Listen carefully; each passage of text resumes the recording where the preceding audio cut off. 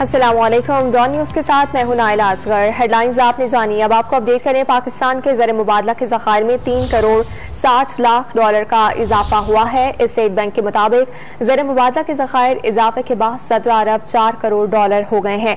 पाकिस्तान के ज़र मुबादला के ज़खायर में 3 करोड़ 60 लाख डॉलर का इजाफा रिकॉर्ड किया गया। स्टेट बैंक के मुताबिक ज़र मुबादला के ज़खायर इजाफे के बाद 17 अरब 4 करोड़ डॉलर हो गए हैं। पाकिस्तान के ज़र मुबादला के ज़खायर में 3 करोड़ 60 लाख डॉलर का इजाफा रिकॉर्ड किया गया। स्टेट बैंक के मुताबिक ज़र मुबादला के ज़खायर इजाफे के बाद 17 अरब 4 करोड़ डॉलर हो गए हैं। पाकिस्तान के ज़र मुबादला के ज़खायर में 3 करोड़ 60 लाख डॉलर का इजाफा रिकॉर्ड किया गया। ताज़ा तरीन वीडियोस के लिए हमारा YouTube चैनल सब्सक्राइब करके बेल आइकन प्रेस कीजिए ताकि आपको मिले हर अपडेट सबसे पहले।